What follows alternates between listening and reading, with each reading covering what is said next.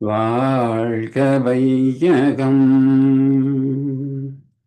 வாழ்க வையகம், வாழ்க வளமுடன்.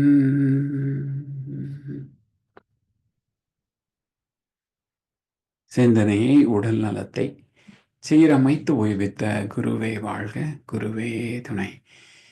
வேதாத்திரியம் வாழ்க வளமுடன். இன்று வரை உலகில் தோன்றிய அனைத்து சித்தர்களும் ஞானிகளும் மகான்களும் மற்றும் வேதாத்திரிய கோட்பாடுகளை அர்ப்பணிப்புணர்வோடு அகிலமெங்கும் உணர்வாக்கி கொண்டிருக்கும் ஞானாசிரியர்களின் மதிநுட்பமும் குருவர்களோடு சூக்குமமாய் நம்மை சூழ்ந்திருந்து நாம் உய்வதற்கு துணை நிற்குமாக என்று சங்கல்பித்துக் கொண்டு இன்றைய தவ நிகழ்வை இறைவணக்கம் குரு வணக்கத்தோடு நாம் இனிதே துவங்குவோம். இறைவணக்கம் மற்றும் குரு வணக்கம் பாடிட அருள்நிதி சங்கரி செந்திலம்மா அவர்களை அன்போடு அழைத்தமைவோம். வாழ்க வளமுடனம்மா. வாழ்க வளமுடனையா. இறைவணக்கம். ஆதியெனும் பரம்பொருள்மை எழுச்சி பெற்று அணுவென்ற உயிராகி அணுக்கள் கூடி மோதி இணைந்து இயங்குகின்ற நிலைமைக்கேற்ப மூலகங்கள் பலவாகி அவை இணைந்து வேதித்த அண்ட கோடிகளாய் மற்றும் பிறப்பிறப்பிடை உணர்தல் இயக்கமாகி நீதி நெறி உணர் மாந்தராகி வாழும் நிலையுணர்ந்து தொண்டாற்றி இன்பம் காண்போம். குரு வணக்கம். எப்பொருளை எச்செயலை எக்குணத்தை எவ்வுயிரை ஒருவர் அடிக்கடி நினைந்தால் அப்பொருளின் தன்மையதாய் நினைப்போராற்றல் அறிவினிலும் உடலினிலும் மாற்றம் காணும் இப்பெருமை இயல்பூக்க நியதியாகும். இப்பெருமை இயல்பூக்க நியதியாகும். எவரொருவர் குருவை மதித்தொழுகினாலும் தப்பாது குரு உயர்வு மதிப்போர் தம்மை தரத்தினில் உயர்த்தி பிறவி பயனை நல்கும். பிறவி பயனை நல்கும் என்று வாழ்க்க வளரும். குருவே துணை. என்னை யான் அறிய வேண்ட இறைவா என் குருவாய் வந்தாய். என்னை யான் அறிய வேண்ட இறைவா என் குருவாய் வந்தாய்.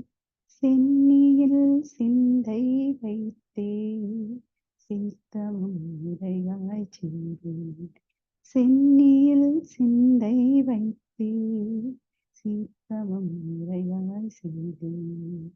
உன்னையே என்னுள் காட்டி உள் நிறைந்தறிவாய் நின்றாய். உன்னையே என்னுள் காட்டி உள் நிறைந்தறிவாய் நின்றாய். உன்னை சேர்வினை தூய்மைக்கே முயன்று அறநெறி வாழ்கின்றேன். உன்னை சேர்வினை தூய்மைக்கே முயன்று அறநெறி வாழ்கின்றேன். என்னை யான் அறிய வேண்ட இறைவா என் குருவாய் வந்தாய். இறைவா என் குருவாய் வந்தாய். நன்றி. வாழ்க.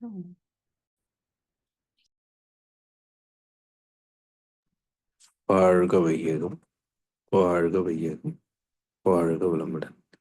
இன்று நமக்காக ஆழ்ந்த துரியாதீத தவம் நிறுத்திய அருள்நிதி சிவசங்கரி அம்மா அவர்களை வாழ்த்துவோம். அருள்நிதி சிவசங்கரி அம்மா அவர்கள் வாழ்க வளமுடன். அவர்களின் அன்பு குடும்பம் வாழ்க வளமுடன். அவர்களின் உடல் வளம், பொருள் வளம், மனவளம் மற்றும் அவர்களின் ஆன்மீக தொண்டு வாழ்க வளமுடன், வாழ்க வளமுடன், வாழ்க வளமுடன். வாழ்க வளமுடன். இன்றைய செயல் விளைவு தத்துவ ஞானக்களஞ்சிய கவிக்கு இசை வடிவம் வழங்கிட ஞானாசிரியர் அருள்நிதி சங்கரி செந்திலம்மா அவர்களும், தொடர்ந்து சிறப்பாக விளக்கம் வழங்கிட மூத்த பேராசிரியர் ஞானாசிரியர் அருள்நிதி பழனிசாமி வேலுசாமி ஐயா அவர்களையும் அன்போடு அழைத்தமைவோம். வாழ்க வளமுடன். வாழ்க வளமுடன். இன்றைய கவி அனைத்துலக மக்களுமே அமைதியோடு வாழ. தெய்வ நிலை அறியாமல் தெய்வ நிலை அறியாமல் திகைக்கும் மக்கள் எல்லாம் தெளிவாக இறை உணர பிரம்ம ஞானம் தந்தே. செய்கைக்கும் விளைவுக்கும் தொடர்புணர்ந்து வாழ செயல் விளைவு தத்துவமாய் இன்னும் தருகின்றேன். ஐயுணர்வின் தரமறிந்து அருகுண சீர் பெற்று அனைத்துலக மக்களுமே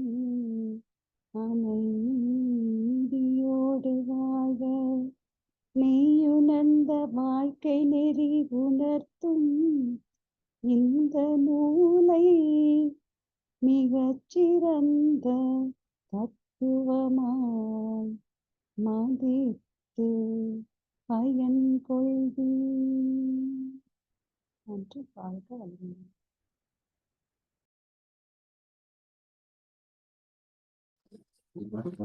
வாழ்க வையகம், வாழ்க வையகம், வாழ்க வளமுடன். குரு வாழ்க, குருவே துணை. சான்ற பிரமுகளே, செயல் விளைவு தத்துவத்தின் சிந்தனையிலே இன்றைய கவி மிக முக்கியமான ஒரு கவி. மகிஷ் அவர்கள் செயல் விளைவு தத்துவம் என்ற ஒரு சிறு நூலை வெளியிட்ட போது அந்த நூலின் சாரமாக வெளியீட்டு விழாவிலே சொன்ன கவிதை இதுதான். தெய்வ நிலை அறியாமல் திகைக்கும் மக்கட்கெல்லாம் தெளிவாக இறை உணர பிரம்ம ஞானம் தந்தேன். கடவுளை பற்றிய தேடல், ஆழ்ந்த ஒரு தேடல் உள்ளவர்களுக்கு இதுதான் தெய்வம் என்று தெளிவாக, அறிவுபூர்வமாக, அறிவியல் பூர்வமாக விளக்கி இதை நீங்களும் உணரலாம் என்றதற்கான வழியாக தவத்தையும் தந்த மகான் வேதாத்ரி மகர்ஷி அவர்கள். அந்த விளக்கத்தை பிரம்மஞான பயிற்சி என்று அகத்தாய்வு பயிற்சிகளின் முத்தாய்ப்பாக ஆழியாரிலே மகர்ஷி அவர்கள் நடத்தி வந்த பயிற்சி. தெய்வநிலை அறியாமல் திகைக்கும் மக்கட்கெல்லாம் தெளிவாக இறை உணர பிரம்ம ஞானம் தந்தேன்.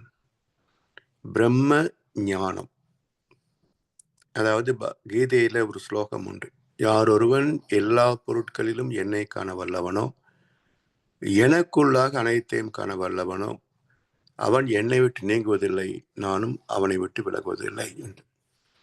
அப்ப எல்லாவற்றிலும் இறைவனை காணுகின்ற பக்குவம், அறிவை அறிந்த தெளிவு, அதுதான் பிரம்ம ஞானம்.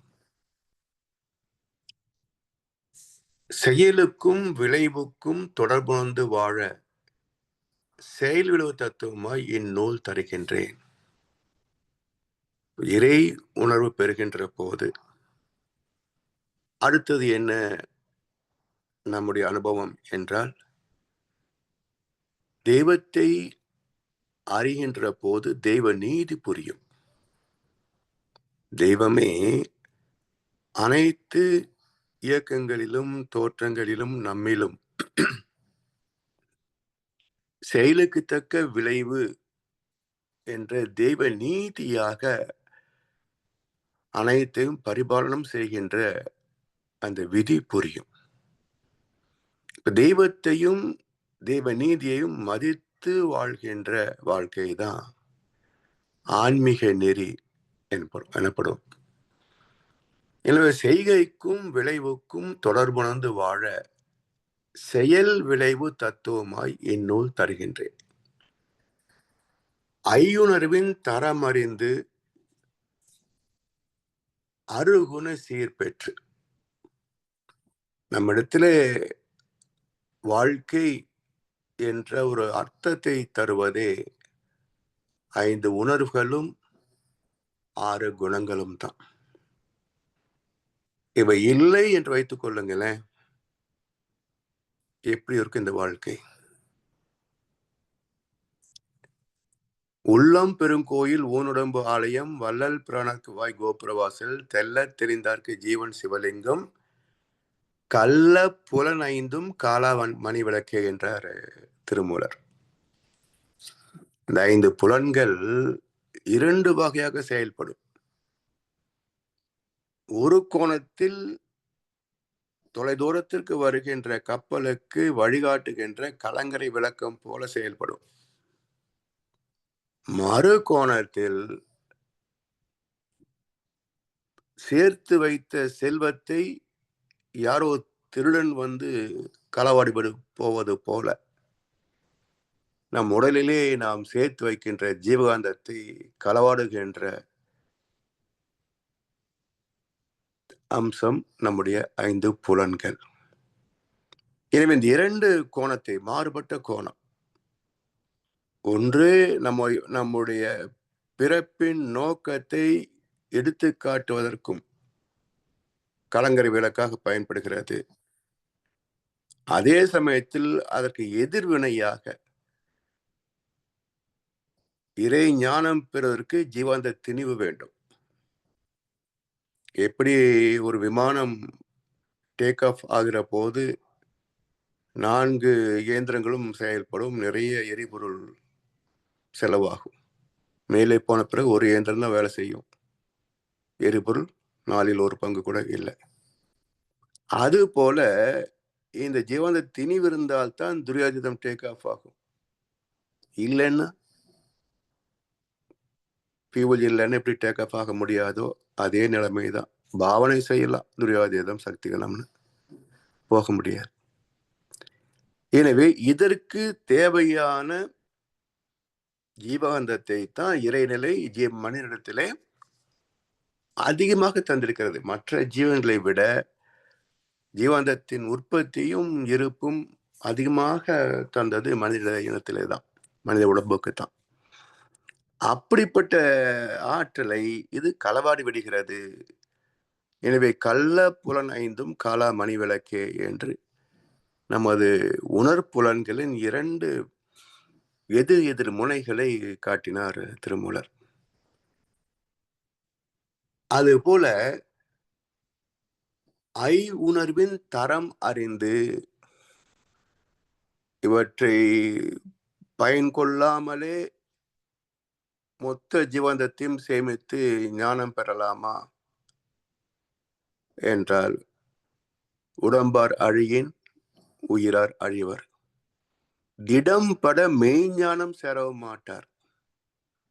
உடம்பை வளர்க்கும் உபாயம் அறிந்தே உடம்பை வளர்த்தேன் உயிர் வளர்த்தேனே என்கிறார் திருமூலர். உடம்பு போயிடும். பாதுகாப்பு, பராமரிப்பு, இனவருத்தி தேவையில்லை என்றால் கூட பாதுகாப்பு, பராமரிப்பு அவசியம் ஆன்மீகவாதிகளுக்கும். எனவே இந்த 5 புலன்களை அலட்சியப்படுத்த முடியாது. அதே நேரத்தில் அதை சார்ந்தே வாழ்ந்து விடவும் கூடாது. அப்ப என்ன செய்யணும்? கொஞ்சம் அளவு முறையோடு பயன் கொள்ள வேண்டும். ஆதிசங்கரர் கையில் ஒரு தண்டம் வச்சிருப்பார். உச்சியில ஒரு காவி துணியில கொடி மாதிரி கட்டியிருக்கும். உள்ள என்ன இருக்கும் தெரியாது. அந்த தண்டம் பார்த்தீங்கன்னா ஒற்றை மூங்கில் அல்லது, அங்கங்க கிளைகள் வெட்டப்பட்டு இருக்கும். அப்ப மூங்கில் போலவும் வாழ்ந்து விட முடியாது. புலன்களை பயன்படுத்தாமல் மூங்கில் போலவும் வாழ்ந்து விட முடியாது. புலன் வழி வாழ்க்கை என்று கிளைகளை பரப்பி கொண்டும் போக முடியாது. அப்ப என்ன செய்யணும்? கொஞ்சமாக கிளை விட்டு மீதியை அறுத்துவிட வேண்டும், வெட்டிவிட வேண்டும். அதான் அந்த பஞ்சேந்திரிய தத்துவத்தை அடக்கியது தான் அது. எனவே ஐம்புலன்களை பயன்படுத்துவதிலே அளவு முறை. திருமந்திரம் சொன்ன கருத்தை நமக்கு புரிந்து கொள்ளக்கூடிய, பின்பற்றக்கூடிய வகையிலே வேதாத்திரி மகரிஷி அவர்கள் அதை அளவு முறை என்று விளக்கி சொல்கிறார்கள். 5 புலன்களை அலட்சியப்படுத்தவும் கூடாது, ஆழ்ந்து போகவும் கூடாது, அமிழ்ந்து போகவும் கூடாது. அவற்றை உடலின் தேவைக்கு ஏற்ப அளவு முறை என்ற இலக்கணத்தின்படி பயன் கொள்ள வேண்டும். அதான் ஐயுணர்வின் தரம் அறிந்து அருகுண சீர் பெற்று. இதுதான் மிக கடினமான வேலை. அருகுண சீரமைப்பு என்பது அவ்வளவு எளிதில் அடைய முடிகிறதான்னு பாருங்க. இதை பெறாத வரைக்கும் பிரம்ம ஞானம் கற்பனை தான். சாமி சொல்லுவாங்க பிரம்மஞான பயிற்சி அப்போ, இந்த பிரம்ம ஞானம் என்ற பொக்கிஷத்தை அருகுண சீரமைப்பு என்ற தட்டிலே வைத்திருக்கிறேன் என்பார். பிரம்ம ஞானம் என்ற பொக்கிஷத்தை அருகுண சீரமைப்பு என்ற தட்டிலே வைத்திருக்கிறேன். இப்ப தட்டை இல்லைன்னா பொக்கிஷம் எங்க வைப்பீங்க? இல்லையா? எனவே அருகுண சீரமைப்பு தான் அடிப்படை. இறைஞானம் பெறுவதற்கும், ஒருவேளை பெற்றுவிட்டால் அந்த ஆணவத்திலே, வித்யா கர்வத்திலே அழிந்து போகாமல் இருப்பதற்கும் அருகுண சீரமைப்பு தான் பாதுகாப்பு. இதை ஏன் நம்மால் எளிதில் வெற்றி பெற முடிவதில்லை என்றால், இதனுடைய சரித்திரம் மிக நீண்டது, மிக நீண்டது.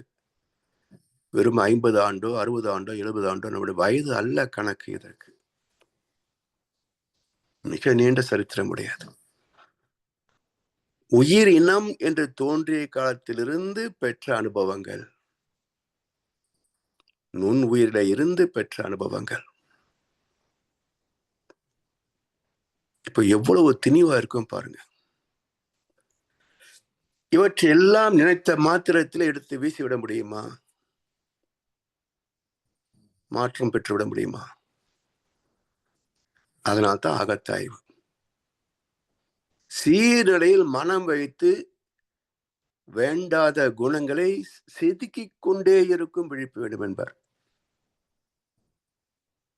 இந்த செதுக்கிற வேலை வெற்றி பெறுகின்ற வரைக்கும் அவசியம். எனது எப்போ வெளிவரும் சொல்ல முடியாதுங்க.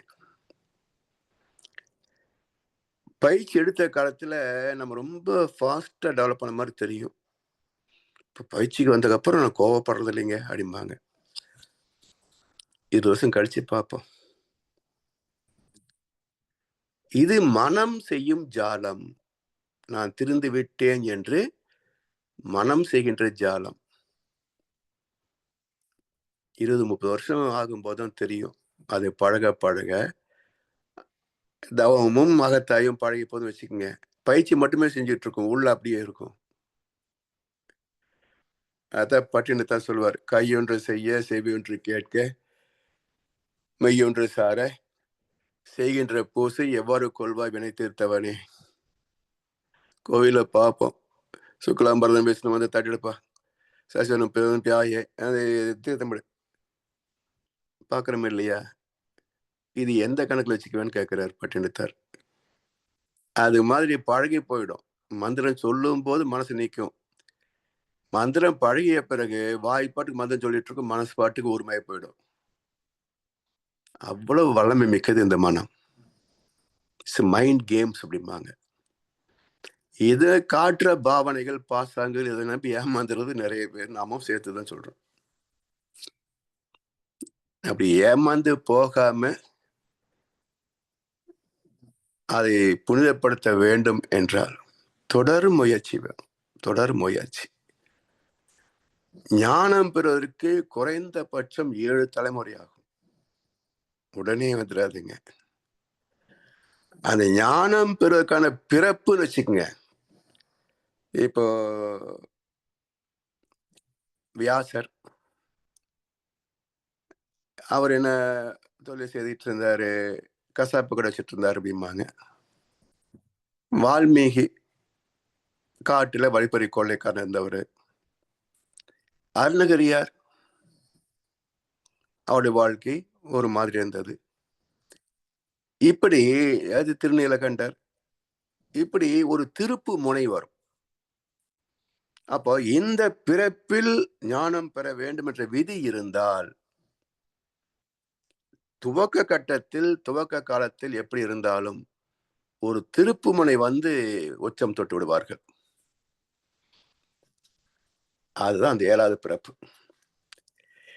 எனவே இவர் ஞானம் பெற்றார் என்றால் இவருக்கு முன்பு 6 தலைமுறைகள் செய்த பெரும் முயற்சி. நாம இவங்களை மட்டும்தான் பார்க்கிறோம். திருநிலகண்டர், அருணகிரியார் என்று இவங்களைத்தான் பேசுறோம். இவங்களுக்கு முன்னாடியுடைய முன்னோர்கள் 6 தலைமுறை செய்த ஆன்மீக புண்ணியம் தான் இவர்கள் ஞானம் பெற்றதற்கு அடிப்படை. எனவே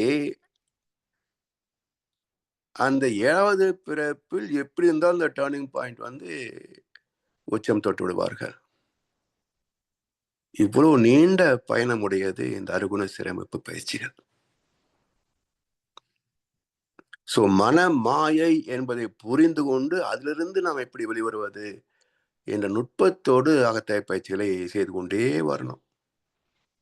எனவே ஐயுணர்வின் தரம் அறிந்து அருகுண சீர் பெற்று அனைத்துலக மக்களுமே அமைதியோடு வாழ.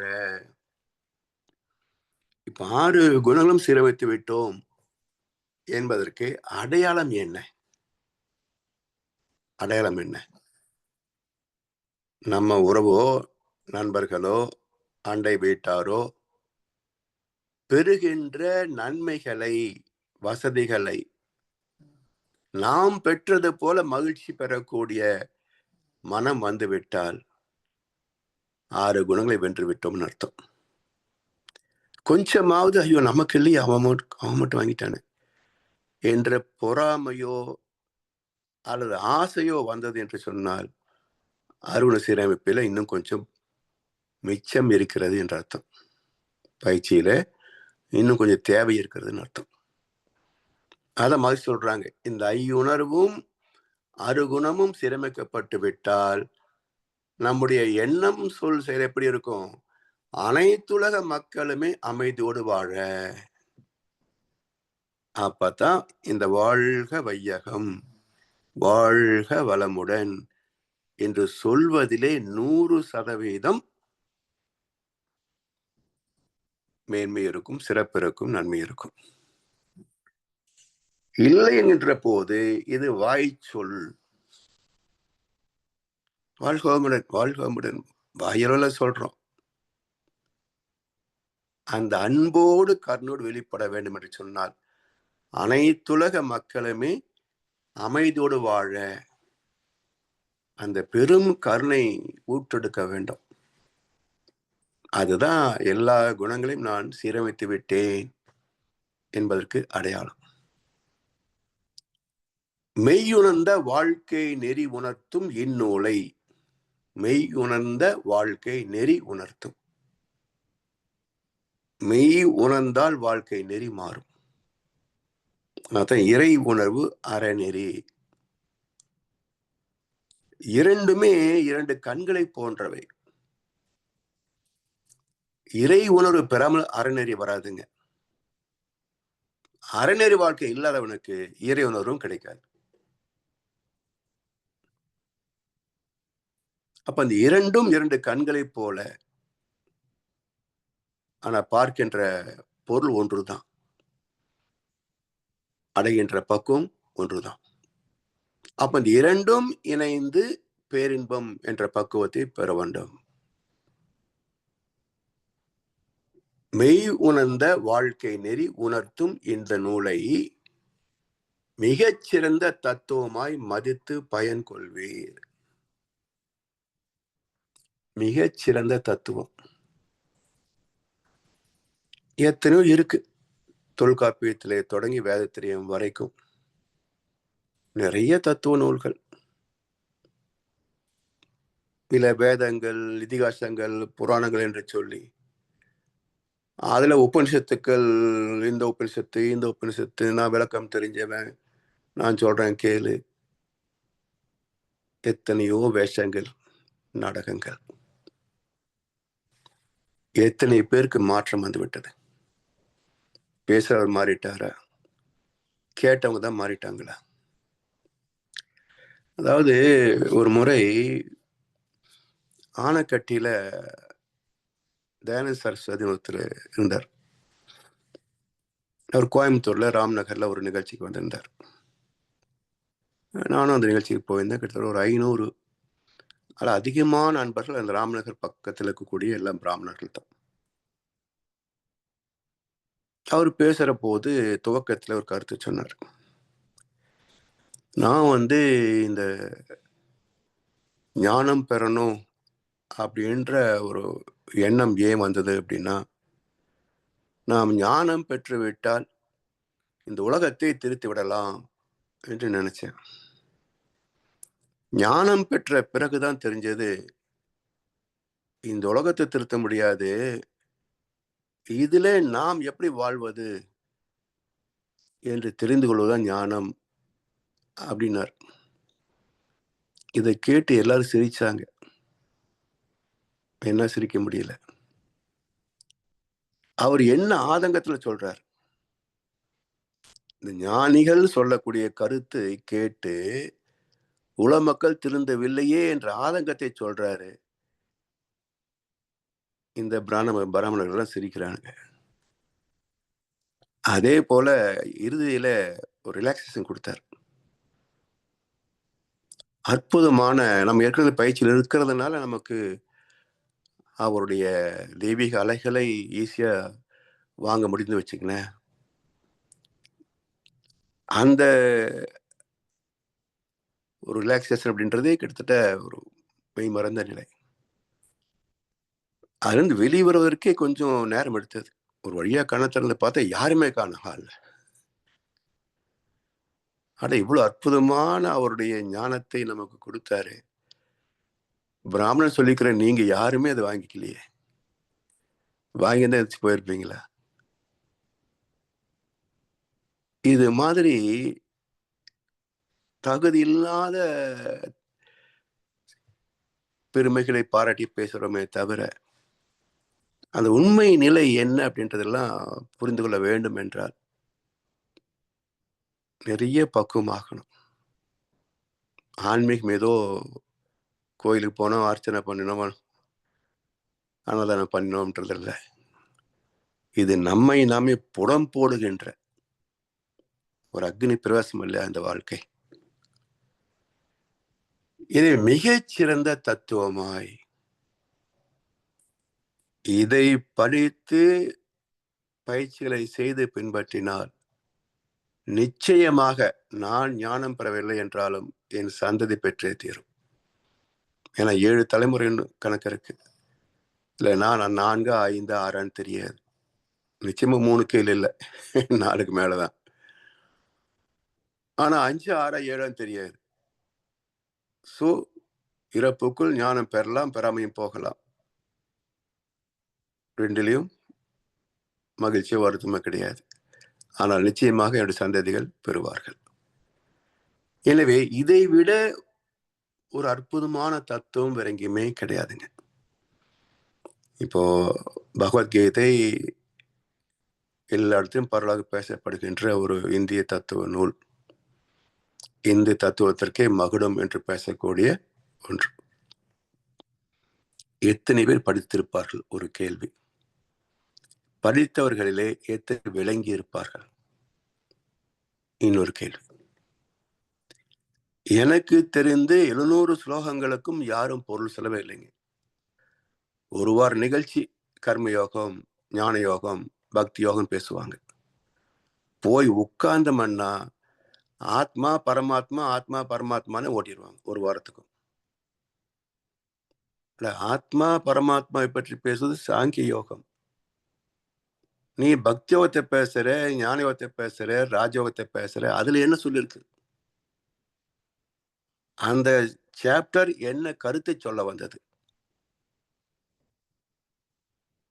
சொல்ல மாட்டேன்றாங்களே. அந்த 18க்கும் ஒவ்வொருத்தரும் ஒரு மாதிரி எழுதுறாங்க. இந்த ஒவ்வொரு 18 சாப்டருக்கும் இதுதான் அர்த்தம் அப்படின்னு ஒவ்வொருத்தரும் ஒரு விளக்கம் சொல்றாங்க. அப்ப ஏன் தெளிவு இல்லை என்றால், இன்றைய காலத்தில் இன்றைய மக்களுடைய மொழி வழக்கு,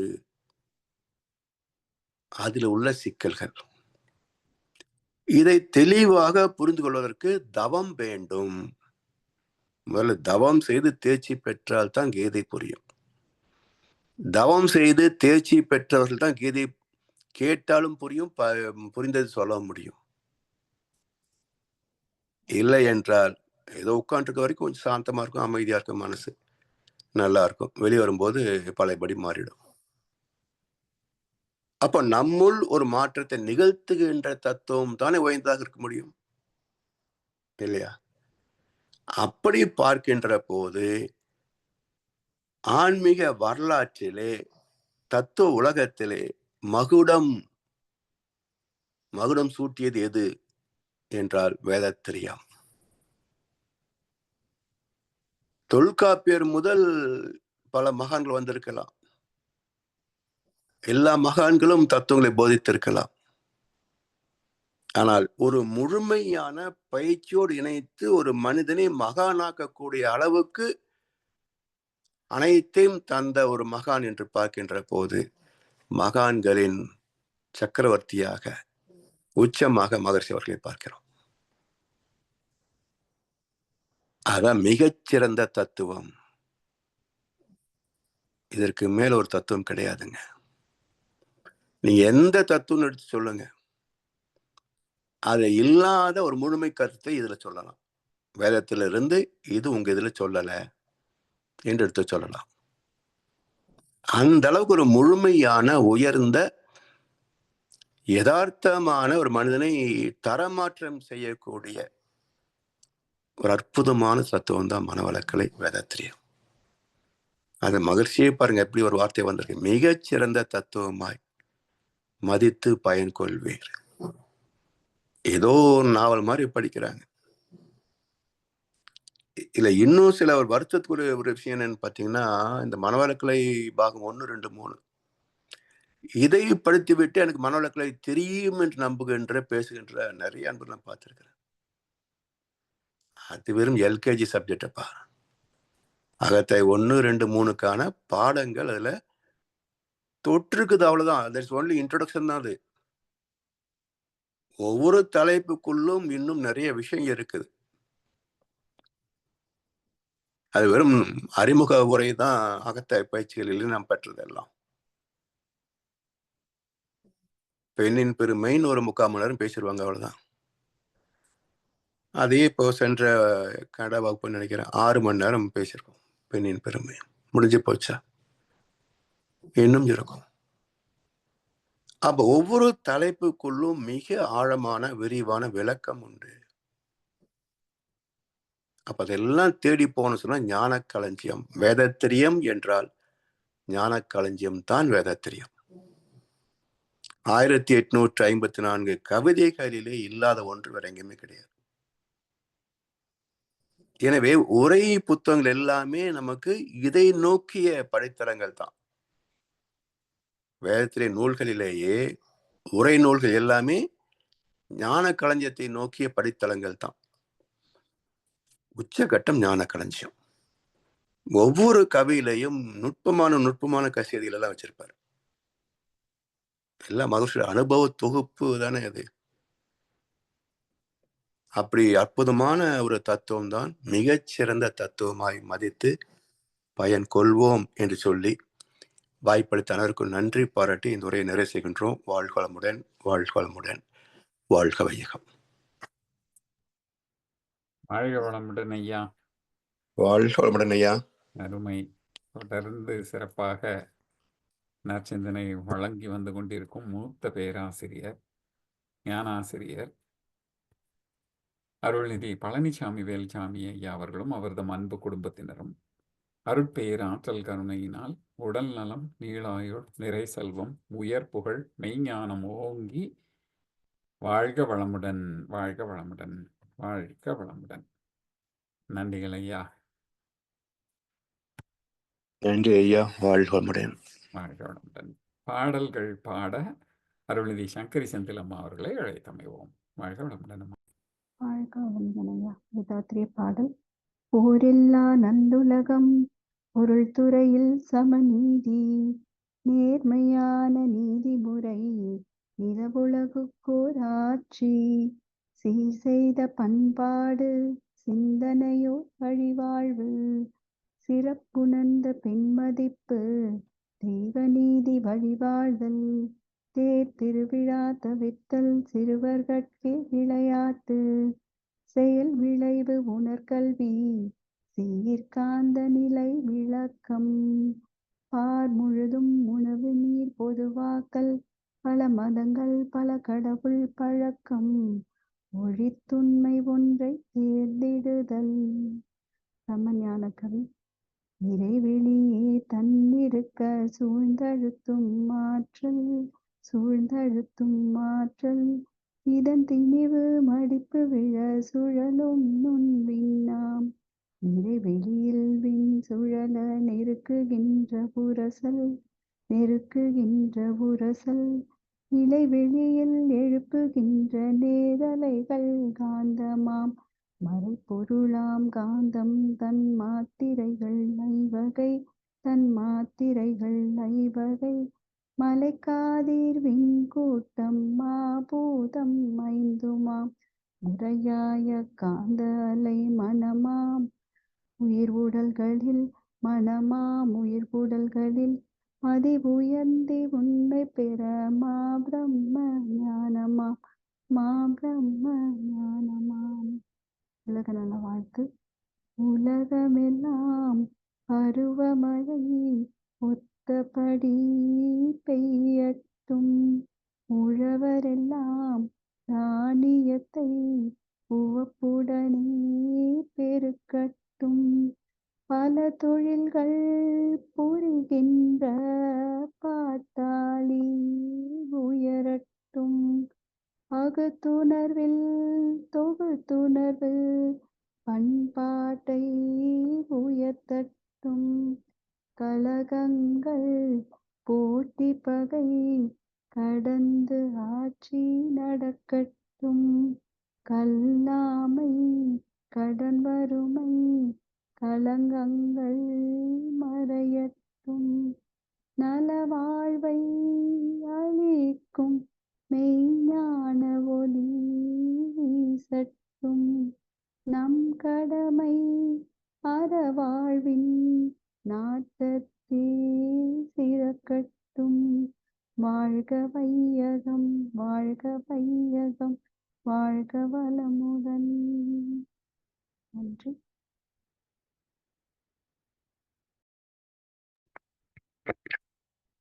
வாழ்க வளமுடன். இன்றைய தவத்தில் கலந்து கொண்ட அன்பர்கள், தவத்தை வழிநடத்தியோர், நற்சிந்தனை வழங்கியோர், பாடல்கள் பாடியோர் அனைவரும் வாழ்க வளமுடன். அவர்களின் அன்பு குடும்பம், அவர்களின் உடல் நலம், மனவளம், பொருள் வளம், அருள் தொண்டு, ஆன்மீக தொண்டு வாழ்க வளமுடன், வாழ்க வளமுடன், வாழ்க வளமுடன். இத்துடன் இன்றைய காலை தவம் நிகழ்வு நிகழ்வோடும் இனிதே நிறைவு பெறுகின்றது. இறையருளும் குருவருளும் நம் அனைவரும் எப்பொழுதும் சூழ்ந்திருந்து நம்மை இந்த இறைநிலை உணர்பயணத்திலே சிறந்த முறையிலே வழி நடத்தட்டும் என அனைவரையும் வாழ்த்தி வணங்கி நன்றி கூறி அமைகிறோம். வாழ்க வையகம், வாழ்க வையகம், வாழ்க வளமுடன்.